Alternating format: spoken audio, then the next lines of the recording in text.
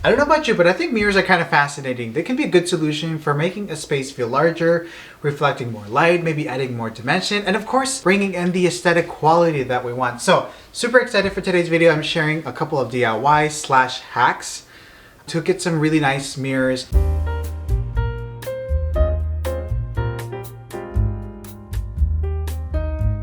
I'm so happy you're here. My name is Jorge if you're new here, and I love all things home decor, including DIYs. Like I said, today we're focusing on some mirrors, and mirrors are great because great way to elevate a space, make a statement, and they can be kind of pricey. So we're gonna make sure that these projects, these fabrications, these DIYs look and feel high-end, like we purchased them at some expensive gallery or some kinds. Come on, let's go.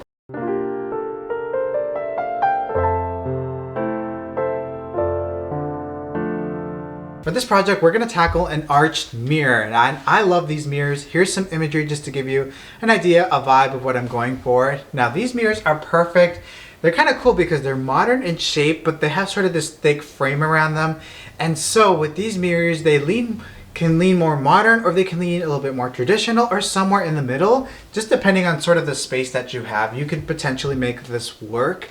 Now, I am going to be recreating this. Actually, I did something similar like this a few months ago, actually early on the channel. You probably saw that video. If you didn't, that's okay. You don't need to watch it. It's one of the earlier videos. Not my best editing, but I'm gonna try to sort of recreate it or reinterpret it, I would say, and just make it a little bit more simplified. This is the mirror I will be working with. I actually thrifted this a while ago. I think it was like $20, but the good thing about this project, this DIY, is that it could be done with any mirror as long as it has a frame. To make my life a little bit easier, I'm going to go ahead and remove the mirror rather than taping around it, because sometimes you can see the reflection underneath. I don't know if that's making any sense, but I'm going to remove the mirror and then just work with the frame, and then we'll go from there. The first plan of attack is to set aside the mirror so I can just work with the frame. Now, with this technique of getting sort of a vintage gold look, I'm going to spray paint it black. And what this does is this will sort of give it a base coat so that when I go in with the rub and buff, it'll sort of give it that patina look. You will see in a moment, but just giving it a coat of flat black paint. Once that dries, bringing that inside. This is the color I'm going to be using. It's called Grecian Gold. And honestly, I'm just taking a brush and just applying it over the entire frame, kind of as if I were going with the wood of the grain, just to get a more cohesive look. But honestly, that's pretty much it. Very simple. You could add some appliques if you want more detail, but I'm just going to leave this as is. So I went ahead and flipped over the mirror and also did sort of this little inside part, because with the mirror you can sort of see the reflection, so it's important to get that. We're losing sunlight and it's already dark outside, but anyways, I finished applying the rub and buff. I really like this Grecian Gold color. I think it's a little bit more sort of a vintage gold. I can't really explain it, but I do think it's nice, even though I was going more for a bronze. But I'm gonna go ahead and mount it and then take some photos and final footage in the morning. But that does it for this project. I think it turned out pretty nice.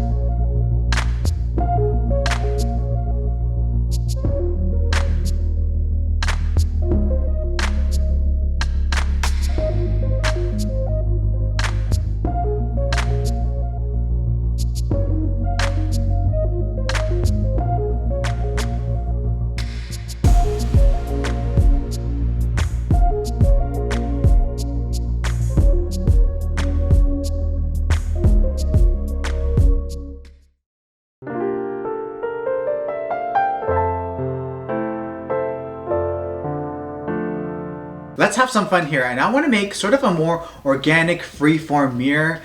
I haven't really seen these types of mirrors. Here's a photo of one that I saw that I really liked.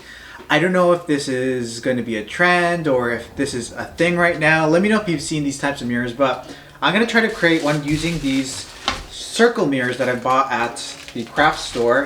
And honestly, let's just have some fun here. Maybe this might look trendy or something like that. This might be a fail. We'll find out, but let's just go with it. That's why we're here. We're here to try out new things. For this project, I'm going to be taking this 2x2 piece of plywood that I actually got at Home Depot. They sell it already pre-cut, which is nice. Then I'm placing these two mirrors, and now I'm just going to draw an organic shape that sort of encompasses these two mirrors. We're going to make one larger mirror with this, and honestly, it's going to be kind of fun. I'm drawing sort of this organic shape. Honestly, no right or wrong way to do this. It's all about imagination and just going for it. Next up, I'm clamping this down to my table, and I'm going to take my jigsaw and essentially just cut out the shape that I created. If you haven't used a jigsaw before, they're actually quite simple to use, nothing scary about them. Just follow the lines, and honestly, you could cut whatever shape you want with them. Just don't cut your tabletop. And to be honest with you, this project is all about embracing imperfections. Those are my favorite types of projects, at least. So let's not take it too seriously. We do not like splinters, so I'm just giving it a quick sand on the edges here. It's looking pretty good. I followed up by gluing the mirrors down to the board, and I did a little research to see which adhesives work best. Gorilla Glue was on the list, so I tried it and it worked for me. Just takes a couple of hours to cure. Hi friend.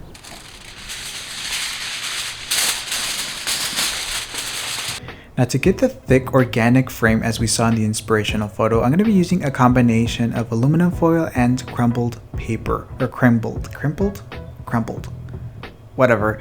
I'm going to just sort of group it together as is and then just use that foil to cover it up. This is going to make the frame a lot lighter than just using solid air dry clay, which is what I'm going to be using to cover this up in a moment. And also, let's just take a little time and enjoy the sound of this because it's very calming. Some might even call it ASMR.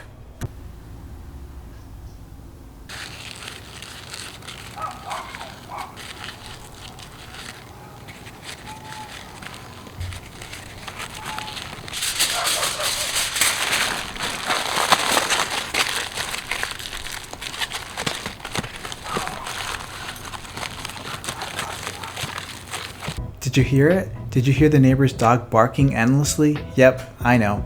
Anyways, I try to finish this up quickly because it's about to rain, and then I'm going to use a hot glue gun to sort of secure any loose foil before attaching this. Okay, before I glue this down to the board, I want to apply some clay because you will be able to see the reflection of the aluminum foil. So I'm trying to get the underneath. So I'm going to go ahead and put some clay, leaving still some of the foil so that I can actually glue it onto the board.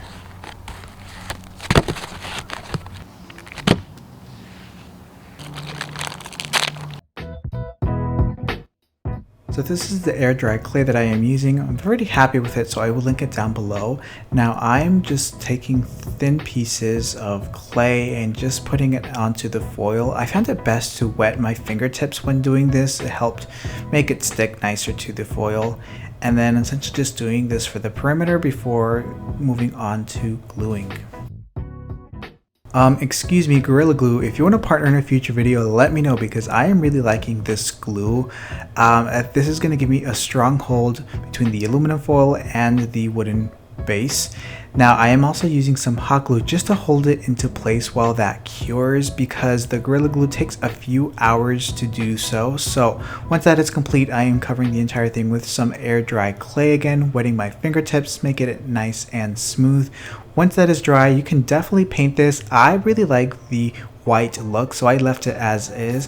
One thing I forgot to mention or share on camera was just attaching the picture hanging hardware in the back, but that does it for this project, so let's take a look at the final result.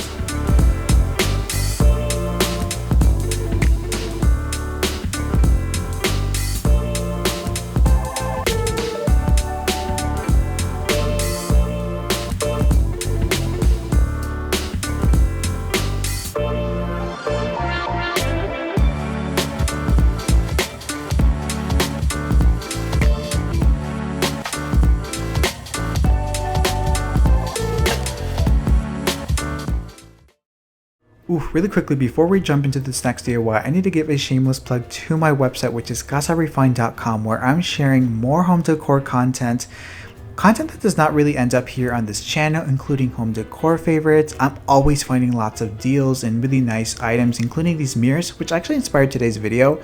I will go ahead and link these down below for you. Very pretty mirrors. Also sharing bonus DIYs or sort of extensions of the DIYs that I do here. Look at this bowl. This bowl might actually look familiar.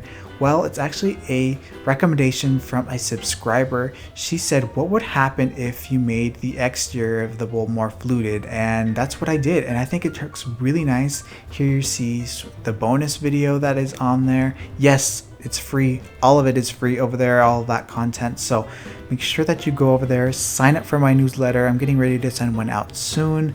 And yeah, I'll be sharing a little bit more personal stuff there too, but overall lots of more home decor content, so don't miss out. Anyways, back to the video.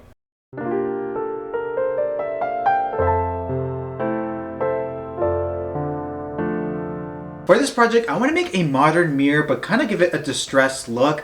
I think they are very sexy, and I've seen some at RH, maybe even Pottery Barn, pretty much anywhere. I'll link some below in case you're not feeling the DIY spirit, but I'm going to be using these mirrors. These are from IKEA. They're called the Lots mirrors. It's a pack of 4, 12 inches by 12 inches or 30 centimeters for anyone outside the US, basically. I feel like these mirrors can really work well with so many different spaces, and to be honest with you, I feel like they have been DIY'd before, but I need to get that DIY urge out of me, and so I'm going to see if I can do it without using power tools. For this project, I'm going to be using this 2x2 piece of plywood that I got at Home Depot. Also, I'm using these corner pieces of molding. It's about 9 feet that I actually cut in half in the store. This will serve as sort of the frame for the mirrors. Alright, next up, I'm going to go ahead and cut this piece of corner wood. I'm going to do it at an angle, 45 degrees, to kind of make a miter, to make almost like a frame. I'm going to use my chop saw, but if you do not have one, that's okay. You can just use a miter box. I will link one down for you. So it's going to be 45 degrees, and then after that, we'll come back and do this side.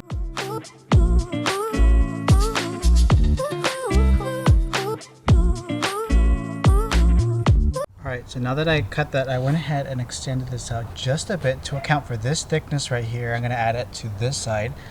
So, making sure that this is flush with that. And then we're going to do the same thing to the other side.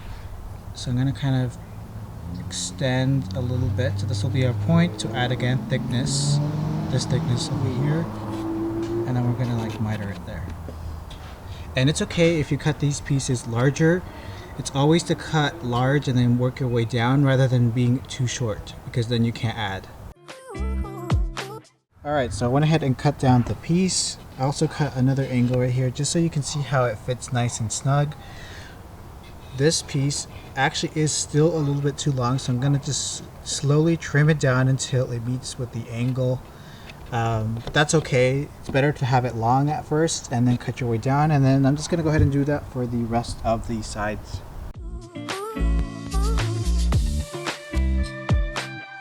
Alright, it's looking good. Look at those nice corners.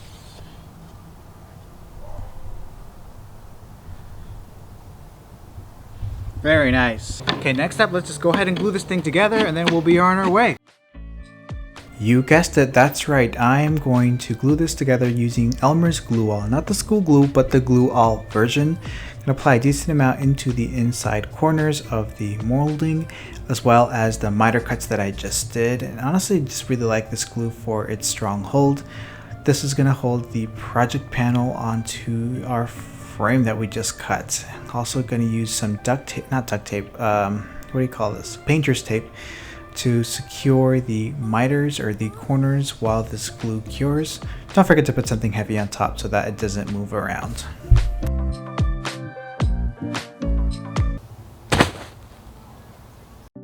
Okay, that was a bit dramatic, but now I am ready to paint this frame. Can you guess what color I'm going to paint this? Yes, that's right, flat black spray paint. I love that color. I think it's timeless, it's elegant, and it really worked well with my home. So I'm just going to use it to paint the entire frame. Not too concerned about painting the plywood because that will be covered with the mirrors, which I know what you're thinking, Jorge, what about the mirrors? Yes, we're going to get to that in just a second, but I just wanted to take care of the frame and have it ready to go. Alright, it's time to work on these mirrors. Now these are the Lots mirrors from IKEA. They come in a pack of 4, which is perfect for the size of the frame that I just made. Turning them upside down, and I'm going to use this stuff called citrus strip to strip down the backing. By the way, there's lots of YouTube videos on how to do this, which I kind of just followed along, I'm not gonna lie. And so I'm just applying this all over the back, and ideally you're gonna just let this set for maybe an hour and then remove it. Turns out there's a protective film, which we will address in a moment. All right, it's been about an hour and I don't think it's working. I know why. I think I pulled this corner right here and it has a protective film. So I think we need to remove this from all of them, and then I have to apply the stripper and see if that works. So that is exactly what I did, which honestly was not the most exciting task in the world, but it was doable. Also, I'm going to take this time to give my disclaimer to always wear protective gear when working with the stuff, the glass and the stripper. All right, let's try this again, and I think it's going to work. Look at the edge here. I think it was able to get some of that and it's working. So I'm going to apply some stripper again.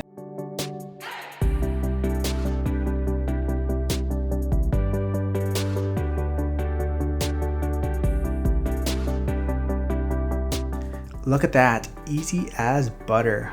Well, kind of. I let this stripper sit for about an hour, and then I'm using this plastic putty knife to remove all of it. Also making sure that I don't scratch up the mirror part. Now you see that orange stuff? I try to remove as much of it as I can, just so that I can get a nice finish for the next step. Now I'm using some glass cleaner just to clean it up and get it prepped for the next step. Next up on the tragedy list, we have a broken mirror. That's right, a broken mirror. That's kind of frustrating. I'm just gonna have to do another one. I essentially played catch up and replaced the broken mirror, but now we're ready for this important step, and that is to spray this solution composed of 50% household bleach, 50% water. This is going to basically eat at the mirror part, which is going to create the patina look as you're looking here. Be careful not to spray too much like I did, because it'll remove too much of the mirror. Then you can take a paper towel and kind of dry it up and kind of just create more of that texture. You can repeat this as many times as you like. Now, once that is dry, I am cleaning this up with some glass cleaner. Once that is dry, it's time to spray paint this. Again, we are spray painting the back here. This is not the front, so don't be alarmed. You can use any color you like, but I'm using black and this gold. If I were to do this again, I probably would have done silver, but just go ahead and spray paint the entire back. And after that completely dries, we are ready to glue this onto our frame.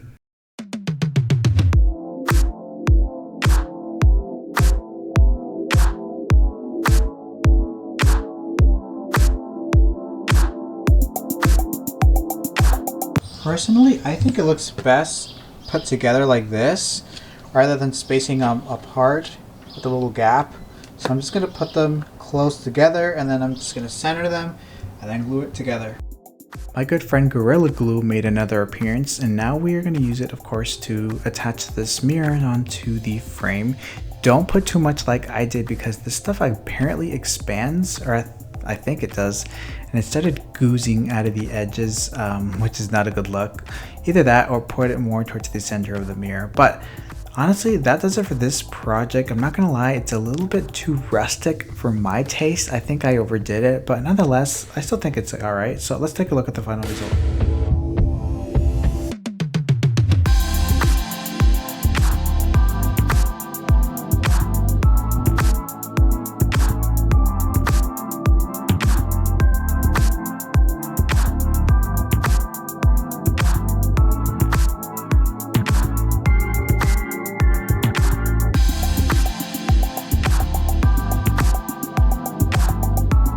And there we have it. Those are today's projects. Like I always say, I had fun making these. Honestly, it's the act of getting creative and doing something with your hands. It feels good. And whether you're good at DIYing or not, just get into it, because there is nothing quite like practicing creativity and getting an aesthetic home decor piece while you're at it. So I'm so happy that you enjoyed this video. I'm assuming you did since you're watching towards the end. So make sure to hit that like button, subscribe.